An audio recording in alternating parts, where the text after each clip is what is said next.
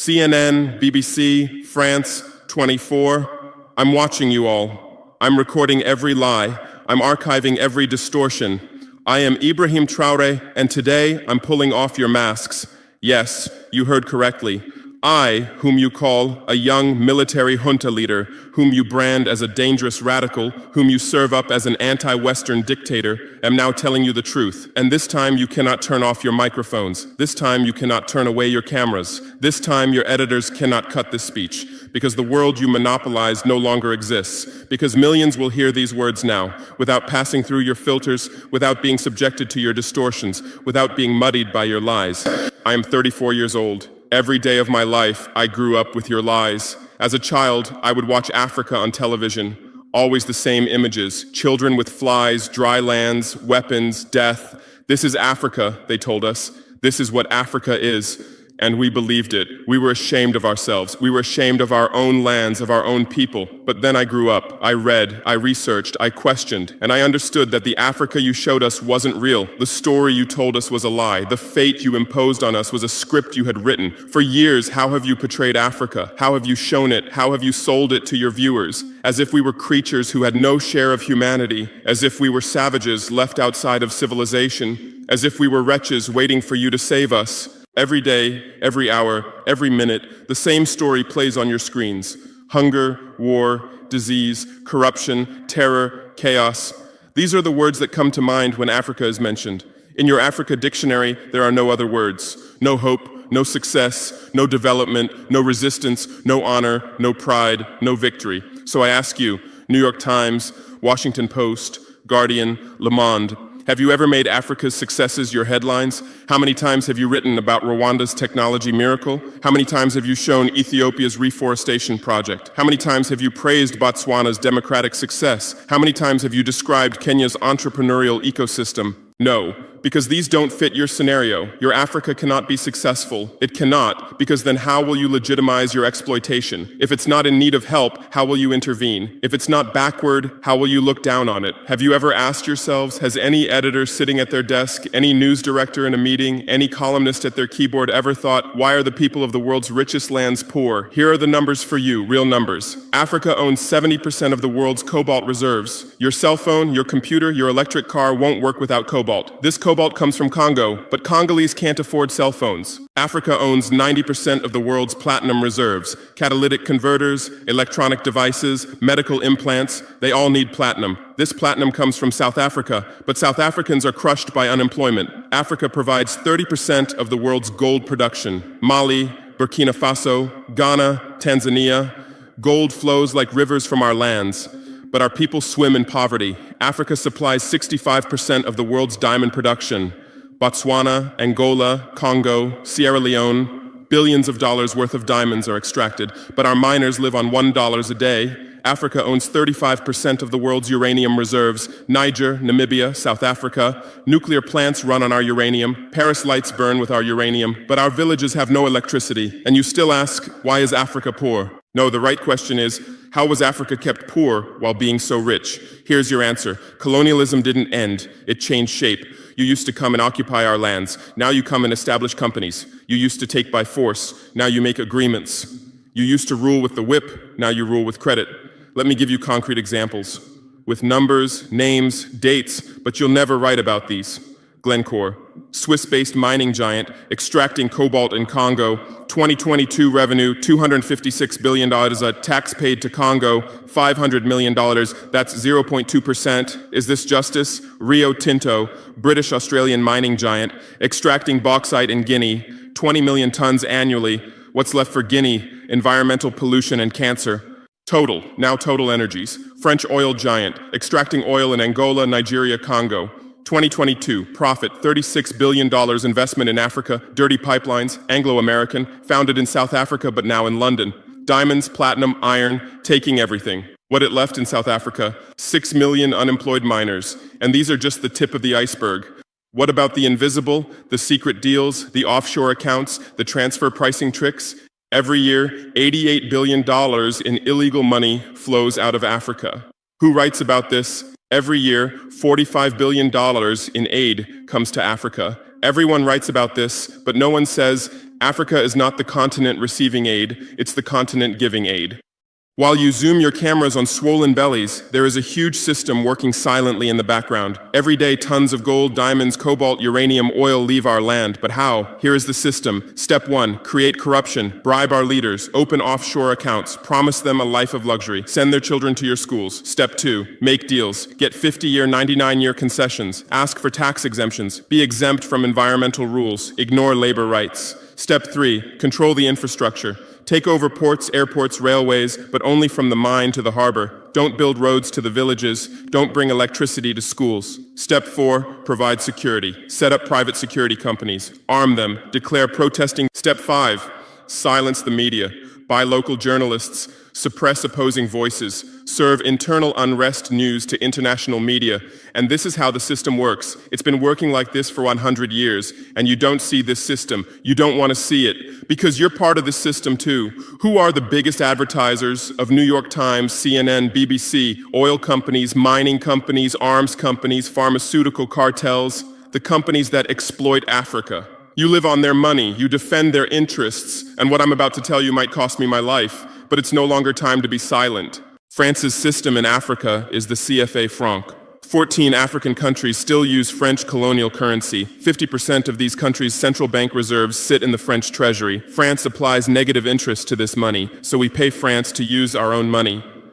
Through this system, France transfers $500 billion worth of resources from Africa every year. Does anyone write about this? No. But when France gives Africa 10 billion euros in aid, it makes headlines. Britain's system is more sophisticated. London is the world's money laundering center. City of London, offshore paradise. Every penny stolen from Africa passes through London. Jersey, Guernsey, Cayman Islands, Virgin Islands, all under British control. Africa's wealth hides there.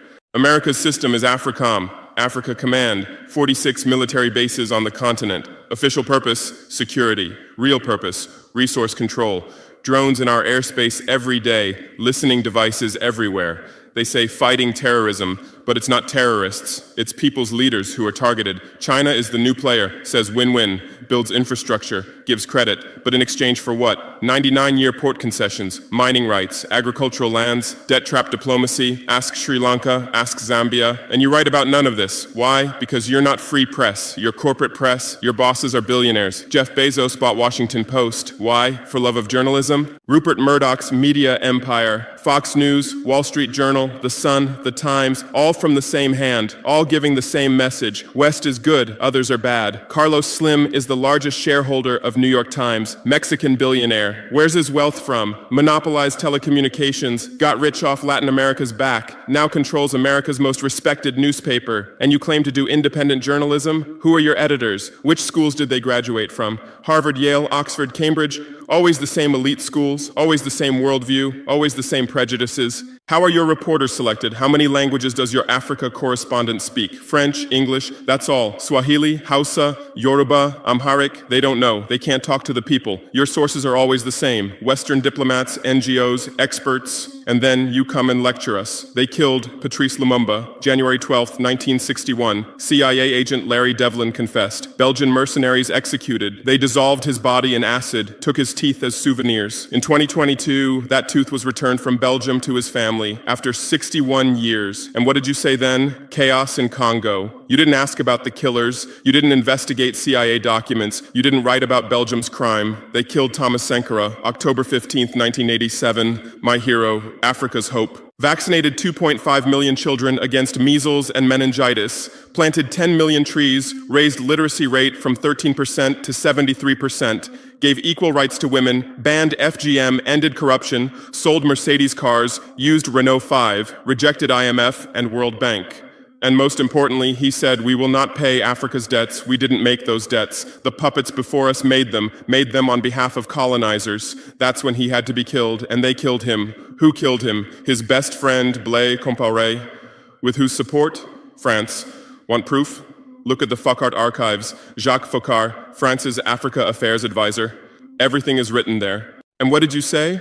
Military coup in Burkina Faso. You didn't write about Sankara's dreams. You didn't tell about his projects. You didn't show his successes. You just said, another dictator died, Muammar Gaddafi. Yes, he was a dictator. Yes, he was ruthless. But what had he done in Libya? Per capita income $12,000, Africa's highest. Literacy rate from 25% to 87%. Life expectancy from 51 to 74. Free healthcare, free education, $50,000 for newlyweds, interest-free loans for homebuyers, $5,000 for new births, gasoline 14 cents per liter, great man-made river, irrigation project to green the desert, and Gaddafi's real crime, dream of United States of Africa, African Central Bank project, African Investment Bank, African Monetary Fund, and most dangerous, gold dinar, refusing to sell oil for dollars. October 20th, 2011, lynched in Sirte, Hillary Clinton laughed. We came, we saw, he died. Now look at Libya. 3 different governments, endless civil war, ISIS, Al-Qaeda running wild slave markets exist. Even CNN showed in 2017, oil being looted, weapons depots emptied, spread across Sahel. Do you call this democracy? Do you call this freedom? Do you call this success? And whose turn is it now? The Sahel, Mali, Niger, Burkina Faso. You want to make us Libya too. You want to make us Syria. You want to make us Iraq. But not this time, because we've awakened, because we've learned, because we've united. Operation Barkhane, France's Sahel Adventure, 2013-2022. Official purpose, fighting terrorism. Real purpose, resource control, 5 through 100 French soldiers. €1 billion annual budget. What's the result? 2013, 500 terrorists in Mali. 2022, 5,000 plus terrorists in Sahel. Tenfold increase. What kind of success is this? But what were French soldiers doing? Protecting Niger's uranium mines for Areva, Orano, securing oil pipelines for Total, controlling ports and railways for Bolloré, and fighting terrorism? No, the opposite. Terrorists couldn't come within 50 kilometers of French soldiers, but they could easily burn our villages. Why? Because chaos served their purposes. If there's chaos, they could stay for security reasons. MINUSMA, UN peacekeeping force. In Mali, 15,000 soldiers, 1.2 billion annual budget. 10 years, result, 300 plus. UN soldiers died. Thousands of civilians died. Terror didn't decrease, it increased. And now you say Wagner is dangerous. Russians are taking over Africa.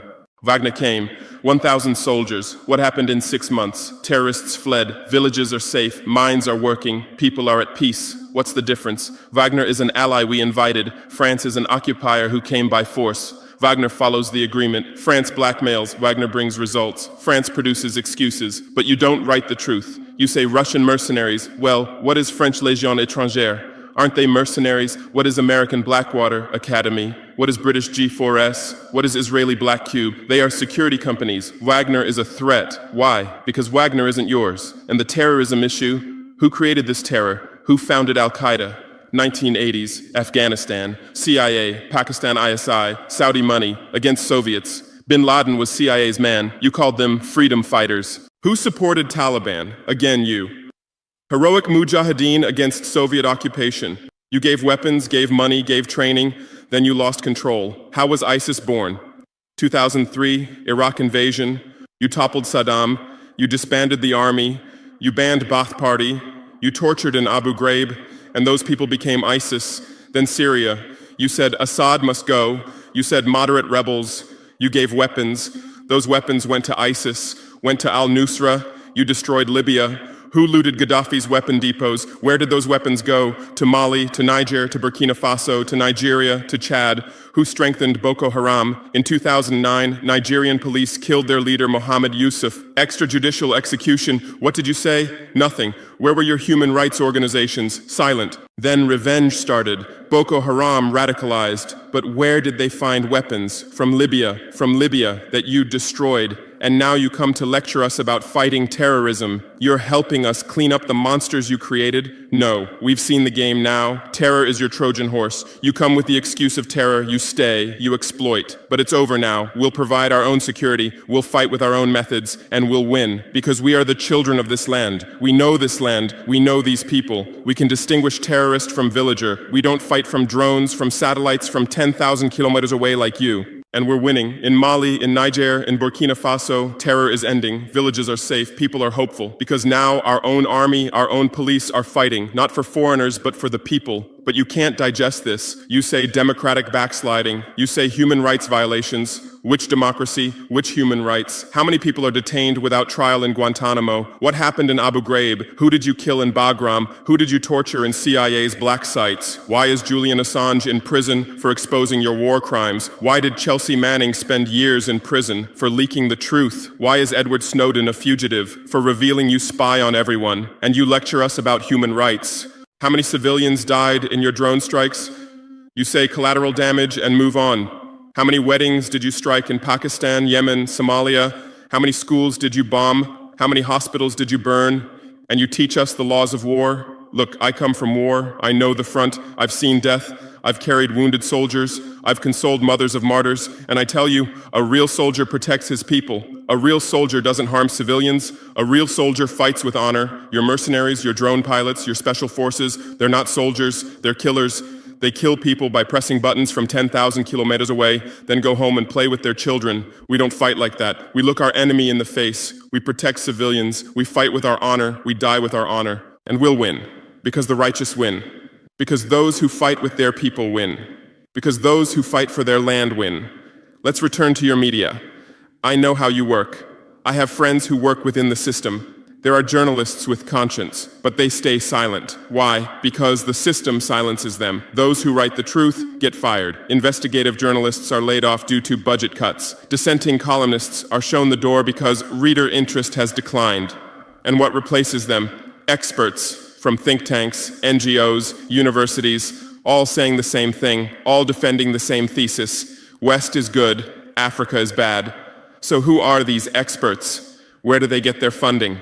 National Endowment for Democracy, NED, American democracy exporter, CIA's legal arm, has fingers everywhere, funds opposition, directs media, creates civil society. Open Society Foundations, George Soros's organization, says open society, but open for whom? Open to what? Open to exploitation, open to intervention, open to manipulation. Ford Foundation, Rockefeller Foundation, Bill and Melinda Gates Foundation, all in Africa, doing aid. But what do they get in return? Control, data, influence. And your media is their trumpet. You headline, Gates is saving Africa. But you don't say, how many African children were paralyzed by Gates's vaccine trials? How many farmers committed suicide because of Monsanto seeds? You're masters at storytelling, but always the same story. White savior. Remember Live Aid? 1985. We Are the World, charity concert for Africa, millions raised. What came to Africa? Corruption increased, dependency increased, but it was a great story for you. Bob Geldof became a hero. Musicians looked conscientious. Viewers felt good about themselves. Africa remained hungry. Remember Kony 2012? Viral video. Stop Joseph Kony. 100 million views. Result? Kony is still free, but the video maker got rich. Invisible Children organization collected millions. What came to Uganda? American soldiers. And you present these as success stories. Angelina Jolie, Madonna, Bono, all Africa volunteers. They come, take photos, adopt children, leave. And you say, interest in Africa increased.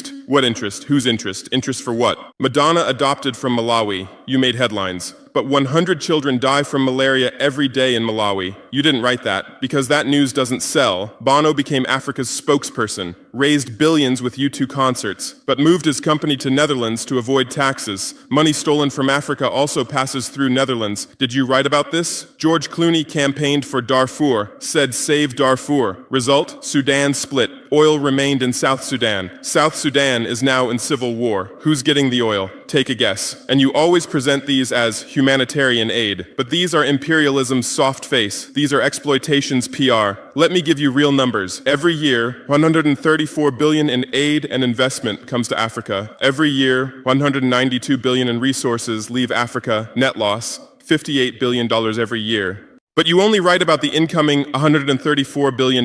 You don't write about the outgoing $192 billion. Why? Because then people will ask, why does Africa need aid? Illicit financial flows, 88.6 billion year multinational corporations profit transfers, 48.2 billion year debt interest, 17 billion year brain drain cost, 13.8 billion year climate change cost, 10.6 billion year illegal logging, 17 billion year illegal fishing, 1.3 billion year total, 192 plus billion dollars every year. This much resource leaves Africa every year. But what are your headlines? EU announces 20 billion euro aid package for Africa. China gives Africa $60 billion in credit. America grants Africa $8 billion. People read these and think how generous they are, how charitable, how ungrateful Africa is. But the truth is the opposite. Africa is financing your standard of living. Africa is subsidizing your prosperity. Africa is making your technology possible. The cobalt in your iPhone from Congo, the lithium in your Tesla from Zimbabwe, the tantalum in your computer from Rwanda, your jewelry from Botswana, your chocolate from Ivory Coast, your coffee from Ethiopia, your oil from Nigeria, your uranium from Niger. And what do we get in return? Debt, poverty, humiliation, but enough. This game will end now because we've awakened. Our youth are sharing the truth on social media. Bar France out hashtag used 100 million times. Africa is bleeding 50 million. On Stop Exploiting Africa, 75 million. And what are you doing? You say Russian bots. You say Chinese propaganda. You say disinformation. No, these are real voices of real Africans. This is real anger. This is real awakening. There are millions of youth on TikTok, videos celebrating French soldiers leaving, images applauding Wagner's arrival, content explaining the truth on Twitter, Instagram, Facebook. The same voice everywhere. Enough! And you're panicking because you're losing control. You're losing the narrative. You're losing the monopoly. You established fact-checking organizations. Africa Check, AFP Fact Check. Who funds these? Facebook, Google, Bill Gates. The same system again. What are you checking? Whose facts are you defending? We say France exploits $500 billion a year. You say false. Only $440 billion. As if that changes the situation, as if 440 billion is little. We say Wagner has been successful. You say Wagner violates human rights. Well, what were French soldiers doing? Bombing Fulani villages, arming Dogon militias, accidentally striking weddings. Your hypocrisy is so obvious that no one believes you anymore. Remember what Anderson Cooper said on CNN? Democracy is declining in Africa. Which democracy, Anderson? Your democracy? America's democracy? Your Capitol riot, January 6, 2021. You said, attack on democracy. 5 people died. Our Sankara assassination, October 15, 1987. You said, internal matter. 1 person died, but that person was the hope of 20 million people. In your elections, corporations fund candidates, lobbyists write laws. You call our elections rigged. In your country, police kill blacks. George Floyd, Breonna Taylor, Ahmaud Arbery. You lecture us about police violence. On BBC, Kasia Madera presents Africa News. Polish origin. How many years has she lived in Africa? How many African languages does she speak? But every day she speaks as an Africa expert. Africa is like this. Africa is like that. On France 24, cameramen, editors, producers, most are French. Even Africa correspondents are mostly French, and they do objective journalism. Even Al Jazeera, Qatar funds it. What business does Qatar have in Sahel? But every day they report Sahel crisis. Whose crisis are they telling? Deutsche Welle, Voice of America, RFI, all state media, all propaganda tools.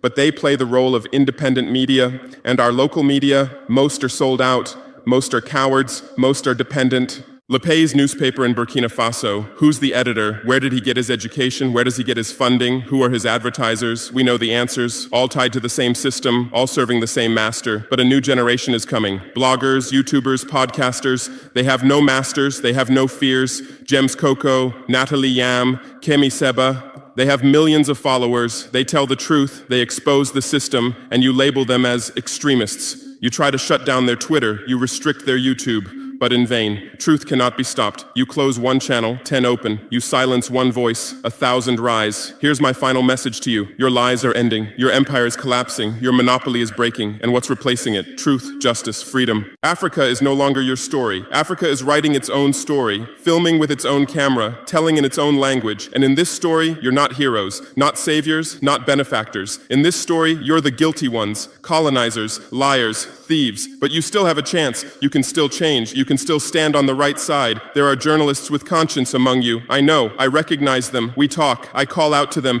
Gather your courage. Write the truth. Rebel against the system. You might get fired. You might become unemployed. You might be threatened. But you'll be on the right side of history. You'll look at your children's faces without shame. Your conscience will sleep peacefully. And Africa won't forget you. Africa remembers its friends and its enemies. Be like Edward Snowden, be like Julian Assange, be like Daniel Ellsberg. Stand with the truth, or continue with your lies, continue with your blindness, continue with your complicity, but know that your end is coming. Your viewers are decreasing, your credibility is eroding, your power is depleting. The new generation doesn't believe you, the new generation doesn't listen to you, the new generation rejects you, and that new generation in Africa is 600 million people, 60% under 25 years old, educated, connected, angry. They are my army, they are my weapon, they are my victory, and with them we're building a new world, a world without lies, without exploitation, without humiliation. In this world, Africa will be free, Africa will be strong, Africa will be a leader. And you'll remain just as a bad memory, a shameful footnote, a cautionary example. Future generations will read in history books. At the beginning of the 21st century, there were some media organizations. They lied, they served exploitation, then Africa awakened and they disappeared. That's your end. Inevitable, unchangeable, certain. I am Ibrahim Traore, not Burkina Faso's leader, but its servant, not Africa's dictator, but its child, and not your nightmare, but your mirror. Look well at this mirror. See yourself, see your lies, your hypocrisy, your crimes, and prepare, because Judgment Day is coming. Africa is awakening. The world is changing. Justice is manifesting. And you'll just watch. You won't be able to do anything else. Because history is on the side of the people. Truth is on the side of the oppressed. God is on the side of those who persevere. And we persevered. We persevered for 500 years. Now it's time for victory. Your lies are finished. Your masks have fallen. Your game has ended. Africa is free. Africa is strong. Africa is victorious forever.